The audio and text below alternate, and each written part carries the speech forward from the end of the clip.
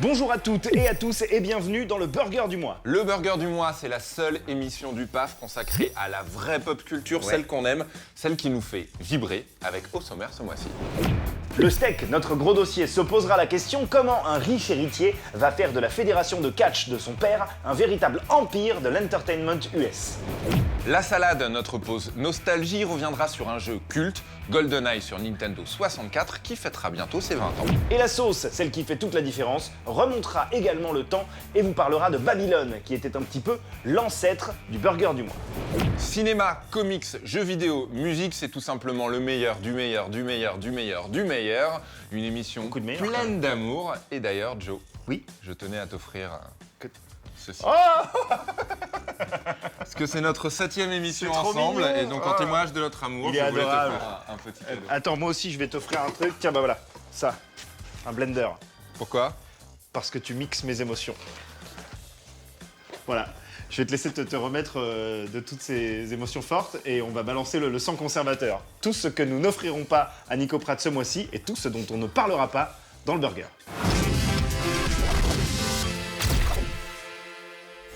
Hi, I'm Mickey. I'm a sex and love addict. Hi, Mickey. So there's this guy that I like. I am trying to keep taking things slowly. Nous ne vous parlerons pas de la saison 2 de la série Love qui a débarqué le 10 mars sur Netflix. La première saison avait été encensée et franchement, on ne comprend pas. Écrite avec paresse et pâle ressucée des éternels tourments du créateur Judd Apatow, Love n'est rien d'autre qu'une série fade, une série pour rien, une série qui tourne en rond. Bref, on zappe. You say that I'm paranoid. It's not like I made the choice. On ne vous parlera pas non plus du retour foireux de Linkin Park. Leur nouvel album sort le 19 mai et c'est une crotte. Le premier single a fait hurler de douleur les fans, c'est une crotte également. En même temps, Linkin Park, ça a toujours été moche, gras, nul. On zappe aussi. Holding on. Why is everything so heavy? Qu'est-ce que tu bois? Un soda? Eh mais attends, c'est moi ça?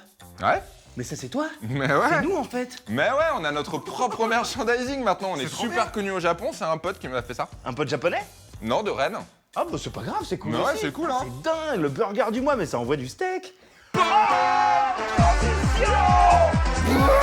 Nico, en 1994, il découvrait la vie. Il écoutait Oasis, il habitait en province, c'était une âme pure. Comment tu sais tout ça? Je te connais comme si je t'avais fait, laisse-moi faire. Moi, de mon côté, je grandissais dans le 9-5, je me faisais martyriser par des mecs dans la cour du collège, Tu m'étonnes. et les meufs me regardaient avec un certain dédain. Mais j'avais un exutoire. La drogue! Non, La flûte traversière. non, j'ai pensé à la flûte traversière, mais finalement je faisais un autre truc. Une broderie? Non, mon exutoire à moi, c'était le catch. Les superstars de la WWE, Hulk Hogan, Ultimate Warrior, Bret Hart, l'Undertaker, les mater se foutre sur la gueule, moi ça me faisait oublier tous mes soucis, voilà. Aujourd'hui, la WWE est une institution avec des événements pharaoniques comme WrestleMania, dont la 33e édition se déroulera à Orlando dans quelques jours. Mais pour en arriver là, il aura fallu la persévérance d'un mec, Vince McMahon. Comment un riche héritier va faire de la fédération de catch de son père un véritable empire de l'entertainment US? C'est la question du steak.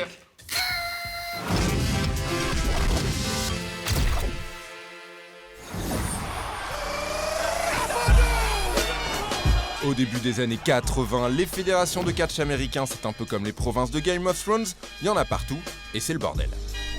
Tout va rapidement changer sous l'impulsion de Vince McMahon, héritier de la fédération de son père, qui dès sa prise de contrôle, fait entrer le catch dans la pop culture.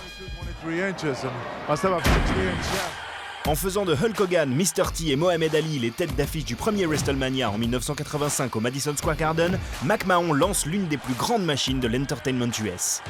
Son père, donc Vince McMahon Senior, c'était le propriétaire de la WWF, Worldwide Wrestling Federation. Donc c'était un promoteur de catch principalement dans New York et sa région. Et progressivement, Vince Jr. a essayé de s'immiscer dans le business familial. Au début des années 80, Vince Jr. donc a créé sa propre société qui a racheté la WWF à son père au début des années 80, juste avant le décès du père. Et à partir de là, il a lancé une campagne d'expansion nationale puis internationale de la WWF, parce qu'il a supprimé un W qui pour lui c'était trop long. Et à partir de là, il a fait grossir son business et il a fait de la WWF la ligue de catch principale au monde.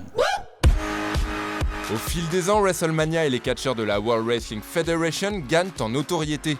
Le pic est atteint à WrestleMania 3 et son record invraisemblable de 93 173 spectateurs. Pour s'assurer de réunir un tel nombre de fans dans le Silverdome de Pontiac, Michigan, la production bloque purement et simplement l'accès télévisé payant à l'événement dans tout l'État. Résultat, les Michigans sont obligés de se déplacer pour assister au show et on apprendra plus tard que les chiffres ont finalement été trafiqués, mais on ne va pas se mentir, c'est déjà pas mal. WrestleMania 3 est également le cadre d'un moment incroyable à marquer d'une pierre blanche dans l'histoire de la pop culture. Dans le scénario, André le Géant était présenté comme un catcheur invaincu depuis plusieurs années, indestructible, insoulevable, etc. Et Hulk Hogan, c'était la superstar du moment, même connue hors des sphères du catch, grâce en partie à Rocky III et d'autres choses comme ça. Et donc c'est l'affrontement pour le titre, Hulk Hogan contre André le Géant, et Hulk Hogan finit par soulever André le Géant, le slammer au sol et gagner le match clean 1-2-3, donc c'est-à-dire sans tricherie, sans entourloupe. Donc ça, devant un public qui était de plus de 90 000 personnes, un record qui est resté longtemps établi. Donc oui, ça c'est le premier moment marquant. Ce combat entre dans la légende. Tout est orchestré de A à Z par Vince McMahon qui ne dort jamais, qui vit uniquement pour faire grandir son bise, quitte à massacrer la concurrence, dont la WCW de Ted Turner. Il y a Ted Turner, qui est le créateur de CNN et le fondateur de Time Warner, etc., qu'on connaît bien aujourd'hui. Lui était grand fan de catch aussi et il avait une fidélité envers le catch depuis longtemps parce que quand il a créé TBS, c'était sa première chaîne de télé, son programme phare, c'était le catch. Ça marchait bien, les audiences étaient là, donc il est resté toujours très fidèle au catch et il s'était mis en tête de faire concurrence à Vince McMahon. Donc en fait, il a mis tout son oseille là-dedans parce que Ted Turner, c'est quand même un multimilliardaire, une très grosse fortune. Donc ça a été une compétition acharnée comme ça jusqu'à 2001. Finalement, à cause de diverses mauvaises décisions de la WCW, la WWF est repassée devant. Et Vince McMahon a racheté la WCW, donc il a acheté son concurrent principal, donc il s'est retrouvé plus ou moins en position de monopole. Dans les années 90, le catch est diffusé en France sur Canal+. Les gamins sont fascinés par ces affrontements ultra chorégraphiés dont ils pensent que tout est vrai. C'est l'époque des albums d'images Panini, des figurines Hasbro, des adaptations sur console de jeu.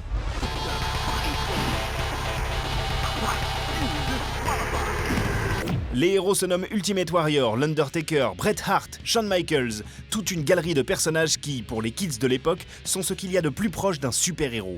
Les WrestleMania s'enchaînent avec toujours plus de mise en scène et toujours plus de guest stars. Santino. Oh my gosh! Snoop Dogg! Mais parmi tous les moments glorieux et complètement what the fuck qui ont parsemé les WrestleMania, il y en a un qui reste particulièrement ahurissant aujourd'hui parce que le guest en question, c'est le président des États-Unis. En 2007, pour WrestleMania 23, Donald Trump a carrément été impliqué dans un scénario. En fait, c'était la bataille des milliardaires. Vince McMahon contre Donald Trump, alors qu'en fait, ils sont comme cul et chemise, mais c'était pour le scénario. Chacun avait choisi son poulain, et celui qui perdait se faisait raser le crâne. Donc en gros, on imaginait assez mal Donald Trump se faire raser le crâne, et donc c'est Vince McMahon qui a accepté de jouer le jeu et de perdre le match et donc de se faire raser le crâne par Donald Trump à l'issue du match.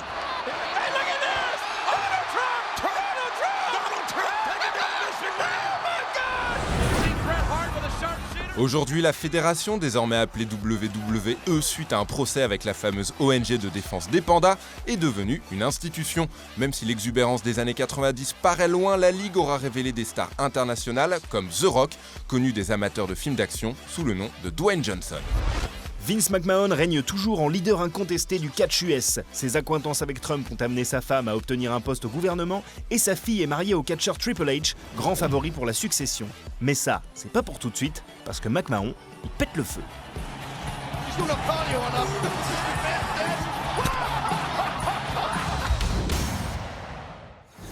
Il y a un mois, à New York, c'était le Toy Fair 2017, directement enchaîné avec le Winter Wonder Festival. C'est un peu comme si le Salon de l'Agriculture s'enchaînait directement avec le Mondial de l'Auto, mais uniquement avec des jouets partout. Alors nous, on n'a pas pu y aller parce qu'on préparait tout simplement ce burger du mois, mais notre pote Drake, toujours sur les bons plans, il est allé choper des exclusivités. Alors d'ailleurs, le truc, c'est que Drake, il devait nous envoyer des exclus, mais en fait, il a tout gardé pour lui. Et ça, franchement, Drake, c'est pas grave. Non, mais c'est pas pour joueur. Tu vois, peut-être qu'il nous les a. Le cœur, tu fais confiance aux gens, tu vois. Tu leur donnes tout. Tu te saignes aux 4 veines et en retour, t'as quoi? Le mec, il a gardé tous les jouets pour lui. T'as gardé tous les jouets, mec.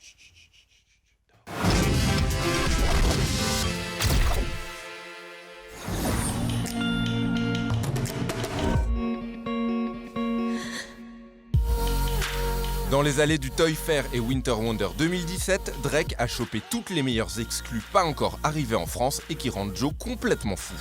On est particulièrement hypé par ce prototype du chasseur de Bloodborne. Le meilleur jeu vidéo de 2016 se voit adapté en action figure par Figma, qui fabrique parmi les meilleures figurines d'import du moment.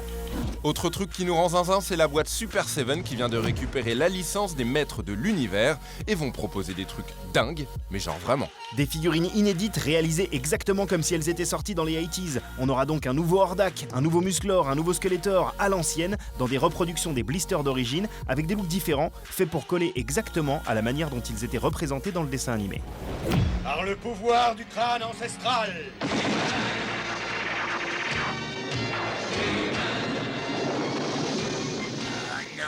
On va recommencer, moi ça me fatigue. Et enfin, pour les amateurs de jouets hyper grands et hyper réalistes, NECA Toys a révélé toutes ses figurines de 50 cm de haut des Tortues Ninja, tirées du premier film de 92.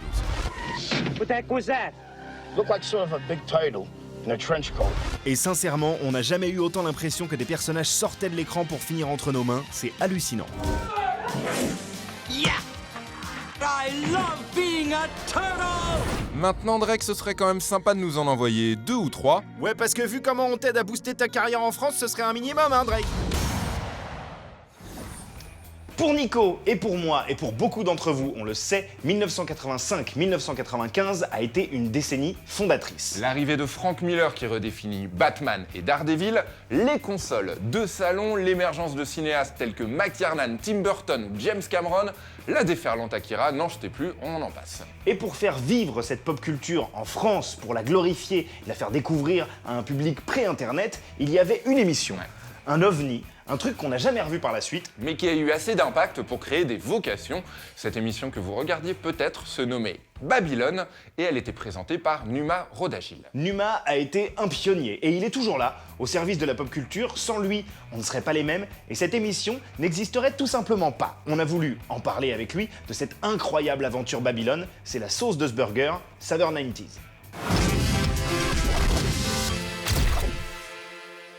Cette semaine, Babylone retourne faire un tour du côté des fantômes et des monstres de tout poil, des loups-garous et des momies. Remettons-nous dans le contexte, on est à la fin des années 80, au début des années 90, débarque sur une chaîne défunte qui s'appelle La 5, une émission de télé, une sorte d'ovni qui s'appelle Babylone. Comment est-ce que ce projet est né? Comment te dire? Il faut quand même commencer par se resituer à l'époque que tu viens de décrire. Ouais. C'est-à-dire qu'il y avait 5 chaînes. Donc le domaine hertzien à cette époque-là était complètement sec concernant tout ce qui était culture underground, parallèle, pop culture, appelle-le comme tu veux. Il n'y avait rien. Donc quand on est arrivé avec ce projet-là sur la 5, les nouvelles équipes en place cherchaient des programmes jeunesse. Donc nous, on a eu vent du truc au bon moment et on est arrivé avec ça, on leur a dit on vous fait un truc que vous avez jamais vu. Xavier Couture, il était de programme jeunesse à l'époque, Banco, allez-y. Hello kids, I'm Elvira, Mistress of the Dark. Let's go now! Est-ce que tu as senti, toi, à cette époque-là, de grands nouveaux courants, effectivement, qui partaient comme ça? J'ai surtout senti une belle droite dans ma gueule. Voilà, comme tout le monde, quoi. Quand les premières images d'Akira sont arrivées, on était tous un genou à terre. On se demandait ce qui se passait quand même. Pour nous, le dessin animé japonais, c'était ce qui se passait chez Dorothée, et ce qu'on avait connu nous dans notre petite enfance, à savoir Goldorak, Heidi, même pré-Albator, tu vois, les prémices de ça, quoi. Donc on voit arriver un truc de pur SF, avec de la cam, de la violence, des gangs, le tout en ligne claire façon RG a pris un acide. On s'est pris une claque tellement forte, je dis on parce qu'on est vraiment la génération qui a connu l'arrivée de ça, qu'il n'était pas question de ne pas faire une émission spéciale Akira, quoi. Il y avait un invité qui s'appelle Marc Hamill. Non content de jouer dans des films qui parlent de super-héros, Monsieur Marc Hamill lit des comics. Quels comics? I love comics. Comics helped me learn how to read when I was a little boy. I used to read Donald Duck, Uncle Scrooge, and now I love superheroes. Batman. Moi, c'est très simple. Un jour, j'arrive rue Dante, ici, dans cette rue. Je rentre chez Album, qui à l'époque était un comic shop grand comme un mouchoir de poche. Il y a Marc Hamill. Bonjour, bonjour, salut, salut. Je fais une émission pour les gosses, je parle de SF, ça te dirait de venir faire un interview. Ah bah ouais, demain, ouais, 15h, je suis là, ok. À demain. Tadam! Batman, Superman, Spider-Man, Captain America, tout ça c'est américain, tout ça ça vient d'Amérique. Mais ici en France et en Europe, nous avons des comics. Aimes-tu ça, les comics? I like to read the comics of whatever country I'm in. Japan, France, England. It gives you a good idea of what the country is like. Moebius. Un des gros hold-up aussi de Babylone, c'est ce fameux trailer de Terminator.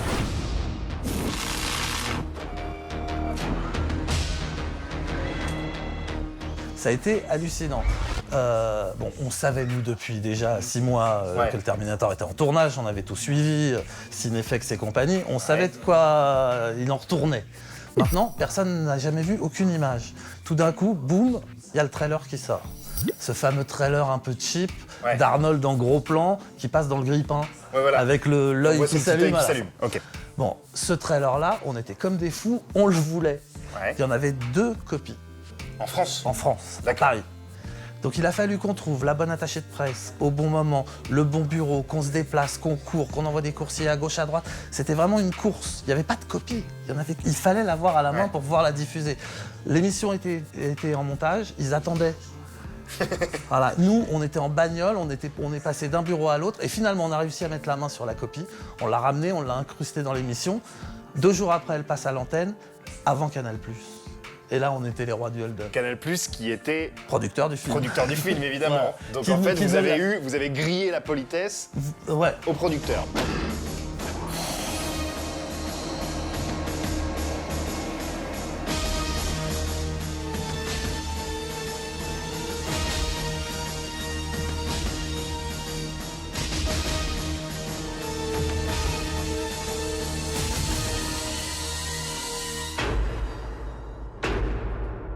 I'll be back.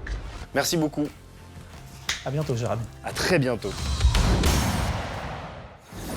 C'était il y a bientôt 20 ans, et cela ne nous rajeunit pas du tout. Le 25 août 1997 débarquait sur la console Nintendo 64 le jeu GoldenEye.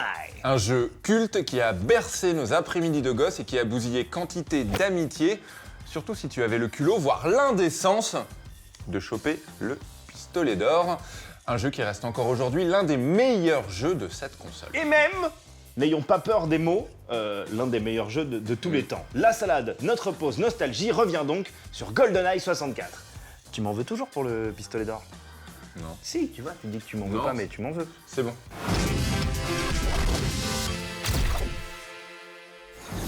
GoldenEye 007 est un jeu vidéo de tir à la première personne développé par Rare et édité par Nintendo et basé sur le film du même nom sorti en décembre 1995.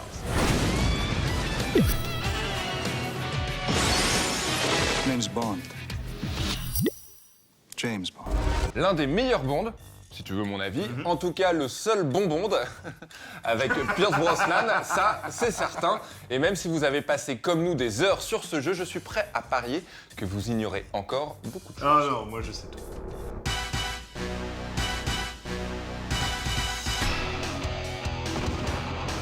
Est-ce que tu savais que ce devait être un jeu au départ de plateforme inspiré par Donkey Kong Country?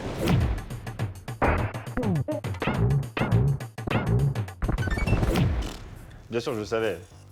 Puis un rail shooter à la Virtua Cop?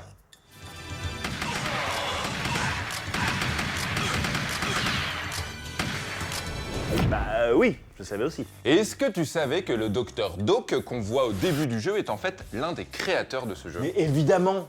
Et est-ce que tu savais qu'il devait être possible d'interpréter Sean Connery, Roger Moore et Timothy Dalton, sauf qu'en fait non, pour des questions de droit? Ah non, ça je savais pas ça. Ah bah tu vois. J'étais pas au courant. Ouais. Je pensais que je savais tout, mais... Mais non.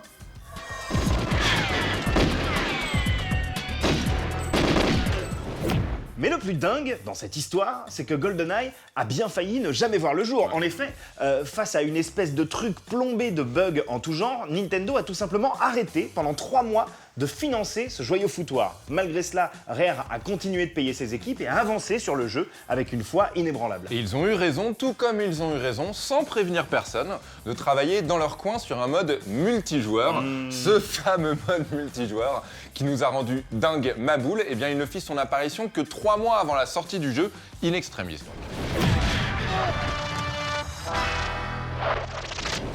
Il faut dire qu'une bonne partie de l'équipe n'avait pas la moindre idée de ce qu'ils faisaient, certains n'avaient même jamais bossé sur le moindre jeu vidéo, ce qui, en quelque sorte, leur a donné les balls, c'est-à-dire le courage de faire des choses différentes. Et pour l'époque, GoldenEye est un jeu qui ne manque pas de balls, comme tu dis Joe, c'est un jeu riche, un jeu malin, un jeu avec une intelligence artificielle certes datée aujourd'hui, mais pour l'année 1997, très développé, un jeu réaliste au vaste niveau. Et au final, un gros carton, la 3e meilleure vente de la Nintendo 64 avec plus de 8 millions de cartouches vendues, juste derrière Super Mario 64 évidemment, et puis Mario Kart.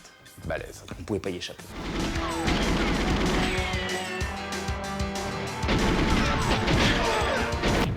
Et tu sais ce qui aurait pu être cool? Ah bah ça aurait été le Au départ, ils avaient prévu qu'on puisse recharger les guns en enlevant et en remettant le Rumble Pack. Tu te souviens, le Rumble Pack, c'était le truc qu'on mettait sous la manette que ça faisait. Putain, ça aurait été chambé! Ouais, grave. J'aurais trop aimé! Ouais, ça aurait été cool.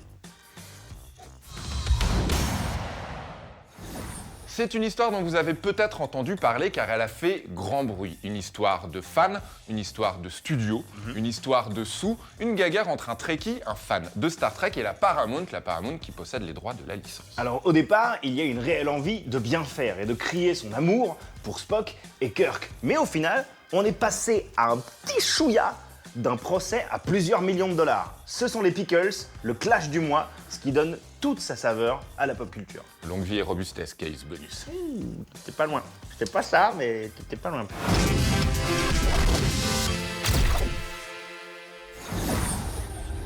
Stardate 2241.03. The planet Arcanus 4. Nous sommes le 26 juillet 2014, la scène se passe au Comic-Con de San Diego où est projeté un film intitulé Prélude to Axanar dans lequel on peut voir des personnages de l'univers Star Trek s'exprimer face à la caméra. Their belief in their superiority left us little room to negotiate. Well, at that point, about the only thing we were doing that impressed the Klingons was dying well. C'est propre, c'est un court-métrage ambitieux mais sur lequel ni CBS ni Paramount, qui possèdent pourtant les droits d'exploitation de la saga, n'ont eu leur mot à dire. Le film a en effet été financé directement par les internautes sur Kickstarter pour plus de 100 000 $.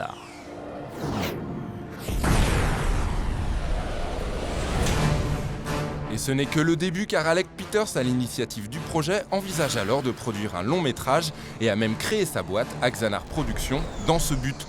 Problème, il n'en a pas le droit et en décembre 2015, les deux sociétés attaquent le jeune homme pour violation de copyright et, accrochez-vous bien, exigent 150 000 $ de dommages et intérêts pour chaque œuvre Star Trek dont le copyright a été violé. Ce qui fait beaucoup quand on sait qu'en plus du nom Star Trek, eh bien les personnages, les références, les espèces, eh bien le court et le long s'inscrivent tous deux dans un univers très large. Il y en a donc pour une petite fortune. Roughly translates as the strategy of least respect.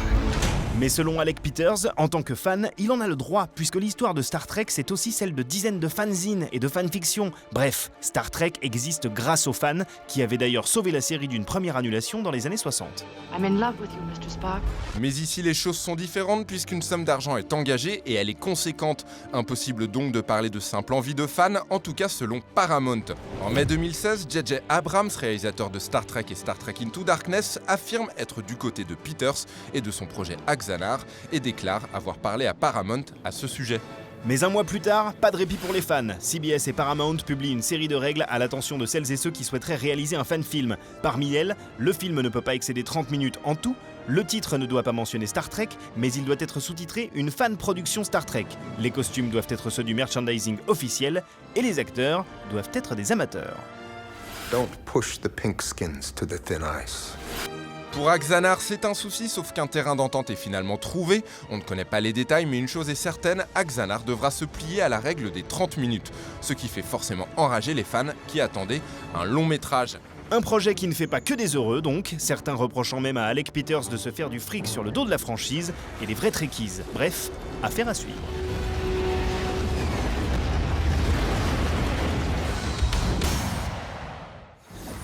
Chaque mois dans le burger, nous vous ramenons nos frites parce que le gras c'est la vie. Sauf que nos frites à nous, c'est pas vraiment des pommes de terre en fait. On vous ramène tout simplement nos jouets, ceux qu'on a chez nous, ceux qui nous appartiennent et qu'on a envie de partager avec vous parce que les jouets ça fait partie de la pop culture et qu'on aime ça. Et chaque mois dans cette émission, c'est l'occasion donc d'un clash entre Joe et moi et vous pouvez désigner le vainqueur avec le hashtag qui apparaît en bas de votre écran, hashtag burger du mois. Le mois dernier, c'est toi qui as gagné. C'est moi que j'ai gagné avec mes œufs aliens. Pour une fois que je ramenais autre chose que Star Wars, franchement c'est assez rare pour être mentionné, mais je remets ma couronne en jeu. Ouais. Et nouveau jouet, nouveau clash. Qu'est-ce que tu as ramené ? J'ai ramené Batman évidemment, personnage éminent de la pop culture et mon super-héros préféré parmi tous. Et celui-ci c'est une version que j'aime particulièrement parce que c'est celle de Tim Burton, Batman de 1989. Un superbe jouet extrêmement détaillé, issu de chez la firme hongkongaise Hot Toys, qui fait des jouets de très très haute qualité, tant et si bien qu'ils sont assez cher, il faut bien le dire, hein, puisque quand je l'ai acheté, il était à 200 balles, mais que maintenant il est en rupture de stock depuis des années, donc il coûte 450 €, un truc comme ça, c'est hyper cher. Okay. Alors après, vous l'avez dans une immense boîte qui est très jolie avec plein d'accessoires, il y a plein de mains différentes, vous pouvez lui mettre différents visages aussi, vous pouvez ouvrir la tête et lui bouger les yeux, il est vraiment hyper détaillé, il est hyper beau, et c'est une des pièces que je chéris le plus dans ma collection, je dois le dire. Belle bête, très belle bête. C'est Batman. Écoute-moi, pour ma part, j'ai un pote. Il s'appelle Drake et il était au Toy Fair il y a quelques semaines. Et tu as bitché sur lui tout à l'heure dans le cheddar. Ah oui, j'avoue. Sauf qu'en fait, il nous a ramené des cadeaux. Eh ouais. Il nous a ramené le Skeletor. Skeletor, donc le héros des maîtres de l'univers. C'est un jouet qui a été présenté donc au Toy Fair, qui est désormais disponible pour la modique somme de $25. 25 $ plus les frais de port, hein, donc ça peut quand même aller jusqu'au double. Ouais. Ça reprend le design et le carton des années 80, donc il y a une vraie nostalgie qui joue. Et en plus, comme le jouet dans les années 80, tu te souviens de ce qu'on pouvait faire? On pouvait le tourner. Vas-y, vas-y, fais-toi plaisir. Bouh. C'est trop bien. Ouais, c'est super. Donc tu t'excuses auprès de Drake, tu dis pardon. Pardon, je suis désolé d'avoir douté de toi. Tu es vraiment notre ami. Et vous votez hashtag burger du mois, soit pour le jouet de Jojo, soit pour le jouet de Nikoko. N'hésitez pas, vous faites le choix juste. À vous de jouer. Nico 2017.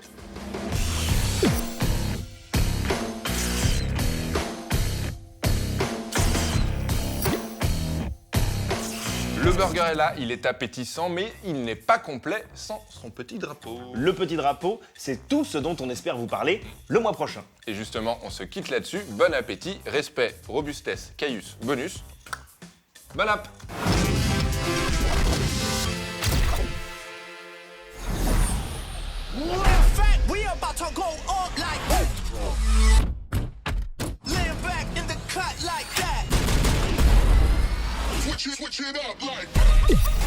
Le mois prochain, on espère vous parler de Fast and Furious 8 parce qu'il y a tout de même des bagnoles poursuivies par un sous-marin, donc bon, on aime.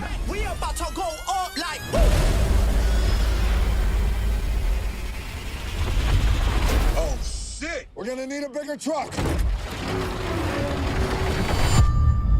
Mais on espère aussi et surtout vous parler du film Life, qui raconte les mésaventures de 6 membres d'équipage qui font l'une des plus importantes découvertes de l'histoire de l'humanité, la toute première preuve d'une vie extraterrestre sur Mars. We're looking at the first proof of life beyond Earth. Forcément, les choses vont déconner, et c'est en salle le 19 avril.